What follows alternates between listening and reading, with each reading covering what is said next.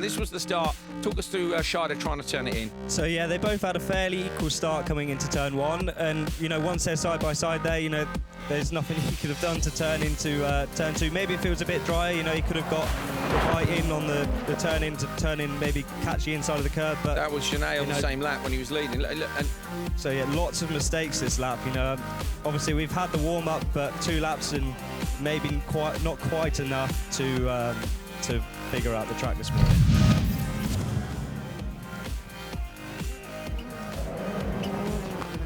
Look at Andrew here backing out the throttle to try and get in, and then unfortunately couldn't get turned in and had Larson and Ollie slide across the nose. It's so slippery, Dan. Yeah, so Ollie got pushed out onto the gravel trap there, and then we saw him hook a wheel on the inside of the curb in turn 2, and it got him a lot better traction to fire up the inside of Larson. But then we've seen these tactics now from Rustad and Robin getting the Joker, because they've seen it's faster.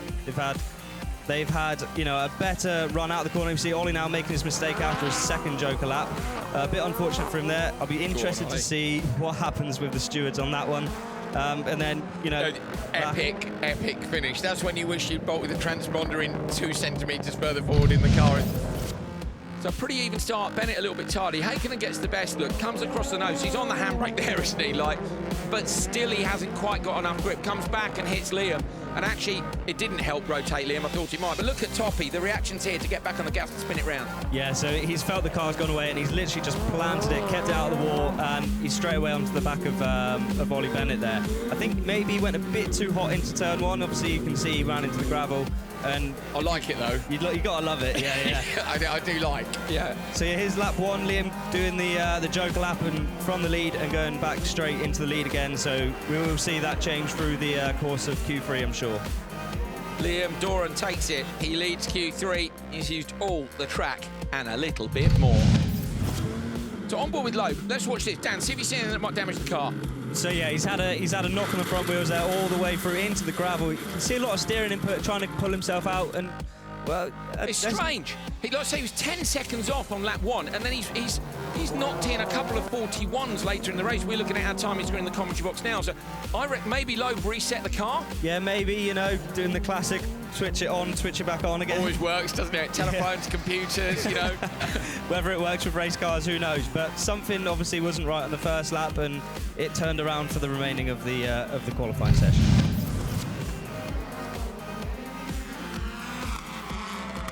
A little bit of contact between the 2 Audis, sensible stuff, but still the grip level's slippery. Yeah, it is very slippery and very sensible of Kristoffersson there to back out. You know, it meant that the 2 Audis actually had a bit of a coming together, so he pushed them onto each other, but he keeps it very neat and tidy here. So this is lap 1, where we've got Ekstrom coming out of the Joker lap, but Kristoffersson, he didn't really put a foot wrong.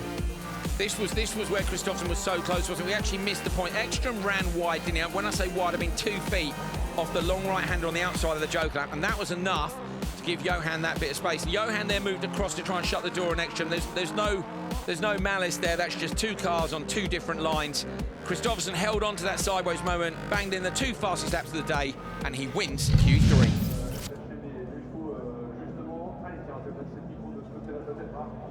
Kristoffersson, Ekstrom, a little bit of contact in that last one. Johan saying, I thought he might go for the time, but he wanted some argy-bargy. The reason for that, I think, is that Ekstrom knew if he beat Kristoffersson in this one, he stood a chance with the track drying of taking the top qualifier spot off him. So I understand why Ekstrom was so keen to shut the door there. Backward in P3, Liam Doran in P4. Hansen, the best of the Peugeots, 5th.